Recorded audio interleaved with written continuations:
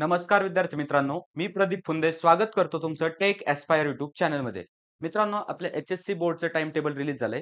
सर्वप्रथम आता आपण ते टाइम टेबल पाहूया आणि त्याच्यानंतर तुमची जी केस असेल, तुमचा अभ्यास अजूनही झाला नसेल किंवा तुमचा परफेक्ट अभ्यास झाला असेल, तर तुम्ही काय केलं पाहिजे या पुढच्या 2-3 महिन्यामध्ये, जेणेकरून तुम्ही चांगले मार्क्स आणू शकता. तर त्यासाठी आजचा हा व्हिडिओ असणार आहे. ओके. त्याचबरोबर या व्हिडिओमध्ये मी तुम्हाला सांगणार आहे, की एक्झामचे पिरियड्स ओके, जे एक्झामचा आपला दिवस आहे बरोबर 10 तारखेपासून तर 25 तारखेपर्यंत आपली एक्झाम आहे बरोबर. तर त्याच्यामध्ये तुम्ही कशा पद्धतीने मॅनेज करू शकता. ओके. त्याच्यामध्ये आता बऱ्याचशा पेपरमध्ये जास्त गॅप आहे. बऱ्याचशा पेपरमध्ये फक्त एकाच दिवसाचा गॅप आहे. मग तो तुम्ही कसा मॅनेज करताय हेही मी तुम्हाला सांगणार आहे. ओके. तत्पूर्वी फक्त एक विनंती आहे माझी. तुम्ही जर चॅनलला सबस्क्राईब केलं नसेल तर एकदा चेक करा सबस्क्राईब केलंय का? आणि जर केलं नसेल तर प्लीज फक्त सबस्क्राईब करा. तर ठीक आहे मित्रांनो व्हिडिओ सुरू करूया आपण.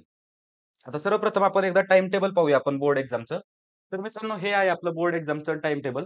तुम्ही आता बोर्डच्या ऑफिशियल वेबसाईटवरनं हे डाउनलोड करू शकता. तर या ठिकाणी जर तुम्ही पाहायला गेलं तर आपली बोर्ड एक्झाम ही इंग्लिशच्या पेपरपासून सुरू होते आणि ती सुरू होते 10 फेब्रुवारीला बरोबर. त्याच्यानंतर इंग्लिश झालं, हिंदी, त्याच्यानंतर मराठी, ओके. त्याच्यानंतर आपला फिजिक्स, ओके. फिजिक्स आहे आपला 16 फेब्रुवारीला, ओके. त्याच्यानंतर केमिस्ट्री आहे. केमिस्ट्रीच्या नंतर मॅथेमॅटिक्स आहे. मॅथेमॅटिक्सच्या नंतर बायोलॉजी वगैरे आहे, जिओग्राफी वगैरे सगळे पेपर्स आहेत आपले. ओके. आता मी काय केलं इथं, तर तुम्हाला समजण्यासाठी टाईम टेबल इथं थोडंसं लिहिलंय. तर काय, तर 10 फेब्रुवारीला इंग्लिश आहे. ओके. त्याच्यानंतर 11 फेब्रुवारीला हिंदी आहे. देन 12 फेब्रुवारीला मराठी आहे. आता बऱ्याचशा विद्यार्थ्यांचा या दोन्हीपैकी एक असेल कोणताही पण. त्याच्यानंतर 16 फेब्रुवारीला आपला फिजिक्स आहे. मोस्ट इम्पोर्टंट बोर्डसाठी. त्याच्यानंतर 18 फेब्रुवारीला केमिस्ट्री आहे. नंतर 21 फेब्रुवारीला मॅथ्स आहे. आणि 25 फेब्रुवारीला बायोलॉजी आहे. आता बाकी आय-टी वगैरे हे सब्जेक्ट जे आहेत किंवा तुमचे जे एक्स्ट्राचे सब्जेक्ट मी इथे ॲड करत नाही. जेवढे सब्जेक्ट आपले कंपल्सरी आहेत, तर तेवढे मी इथं फोकस करतोय. आता जर तुम्ही विचार केला, समजा इंग्लिश, मराठी, हिंदी या तिन्हीपैकी कोणतेतरी 2 तुमचे असणार आहे, बरोबर? तर याच्यामध्ये तुम्हाला एकाच दिवसाचा वेळ मिळतोय आणि जर तुम्ही ऑब्झर्व्ह केलं, तर सहसा मुलं इंग्लिश किंवा मराठी किंवा हिंदी यासारख्या विषयाचा अभ्यास करत नाहीत. ते कशाच्या मागे लागतात? Physics, chemistry, math, bio, P okay. पण जेणेकरून त्यांचं काय होतं, या सब्जेक्टमुळे सुद्धा स्कोरवर खूप इफेक्ट पडतो. त्याच्यामुळे काय करायचं, आता जनरली मराठी सारखा सब्जेक्ट आता मराठी तर आपण बोलतोय. मग याचा काय सेपरेट अभ्यास करायचा? अभ्यास करावा लागतो. मराठीचं व्याकरण असतं, ॲप्रोप्रिएशन ऑफ पोएम असतं, म्हणजे भरपूर साऱ्या गोष्टी ज्या असतात त्याचा अभ्यास करावा लागतो. व्याकरण सगळ्यात इम्पोर्टंट आहे मराठीमध्ये. त्याच्यानंतर पत्रलेखन असेल, निबंध लेखन असेल, या गोष्टीचं थोडंसं तुम्हाला पाहून जायला लागतं, बरोबर? त्याच्यानंतर इंग्लिश आहे. इंग्लिशचा तर अभ्यास तुम्हाला करायला लागेल आणि हिंदी आहे. हिंदीचा पण अभ्यास करायला लागेल. आता बऱ्याचशा विद्यार्थ्यांचं जर ऐकलं तर लँग्वेजचे पेपर त्यांना अवघड जातात किंवा लँग्वेजच्या पेपरमध्ये कमी मार्क्स मिळतात. तर ते का कमी मार्क्स मिळतात त्याचं एक इम्पोर्टंट ऑब्झर्वेशन असं आहे, की मुलं काय करतात, की जो पेपर आहे तो ॲज इट इज पुस्तकासारखा लिहिण्याचा प्रयत्न करतात. ओके. पण माझं तुम्हाला सांगणं असेल, की तुम्हाला जे येतंय, तुमचं जे मनात आहे, तुमचं जे मत आहे, ते तुम्ही व्यवस्थितपणे मांडा. ओके. जर तुम्ही व्यवस्थितपणे समजा तुम्ही जर अभिव्यक्त झाला, ओके. जर तुम्ही व्यक्त झाला व्यवस्थितरित्या, तर या सब्जेक्ट्समध्ये तुम्हाला खूप चांगले मार्क्स मिळतील. मला स्वतः बोर्ड्समध्ये 10th बोर्डला 10वी मध्ये 88 मार्क्स होते. ओके. 100 पैकी 88 मार्क्स होते आणि त्याच्यानंतर 12वी मध्ये 88 म्हणजे मराठीमध्ये. त्याच्यामुळे मी तुम्हाला सांगतोय. तर मराठीमध्ये जर तुम्हाला करायचं असेल, तर फर्स्ट तुम्ही व्याकरण करा. ओके. आणि त्याच्यानंतर काय आहे, तर उतार्यावरनं आपल्याला प्रश्न लिहायचे असतात. ते तर ऑलरेडी तिथं ॲन्सर दिलेलेच असतात ना. फक्त आपल्याला थोडंसं मॅच करून किंवा उतारा व्यवस्थित वाचून त्याच्यावरचे क्वेशन्स लिहायचे असतात.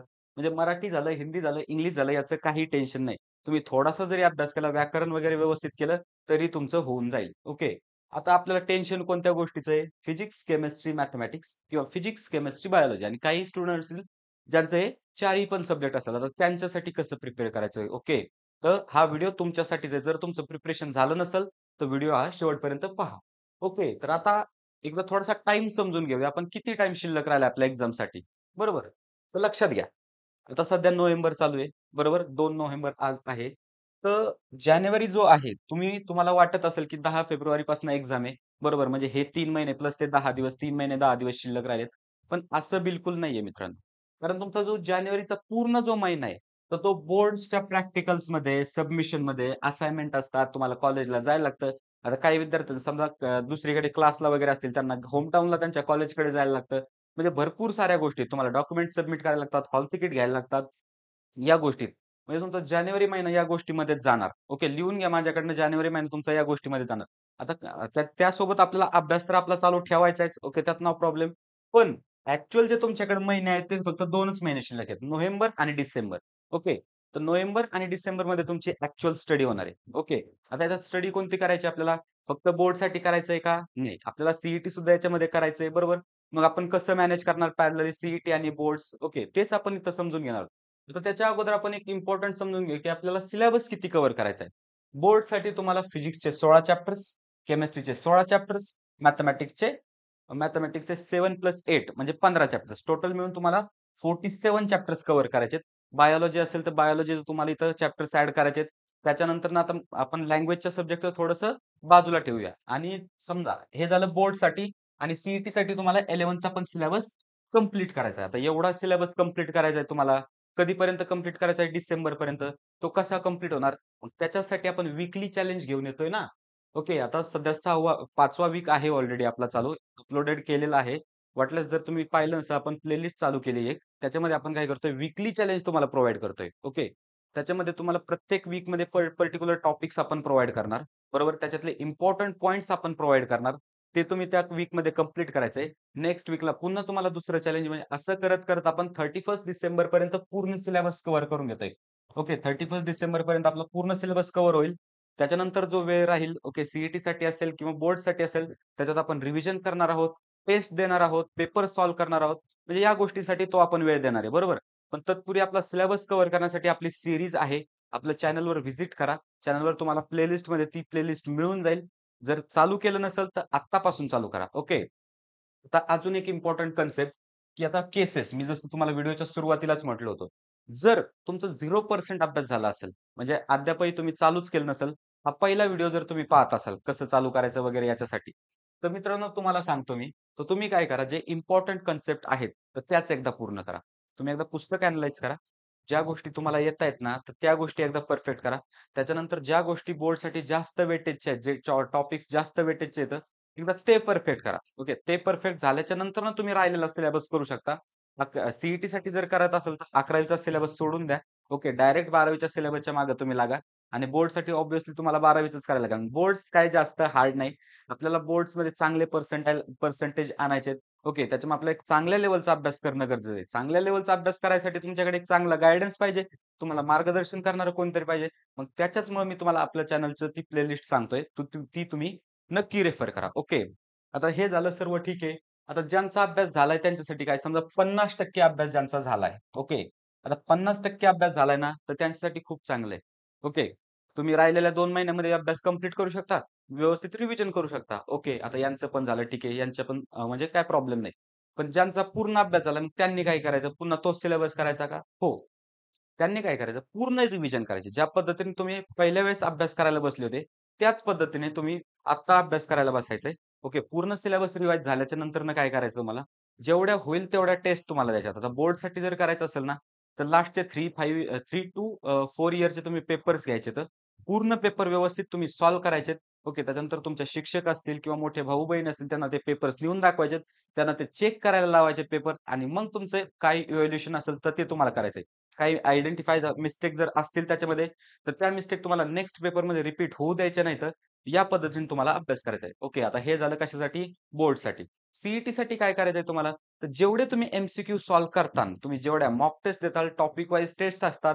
ओके. त्या तुम्ही टेस्ट द्यायच्या. त्याच्यानंतर पी-वाय-क्यूज तुमच्याकडे बुक असतील, तर ते बुक पहिल्या क्वेशनपासून तर लास्टच्या क्वेशनपर्यंत स्वतः सॉल्व्ह करायचे. तर एखाद्या क्वेशनमध्ये जर तुम्हाला आढळलं, तर स्वतः तुम्हाला त्याच्यामध्ये डोकं लावायचंय.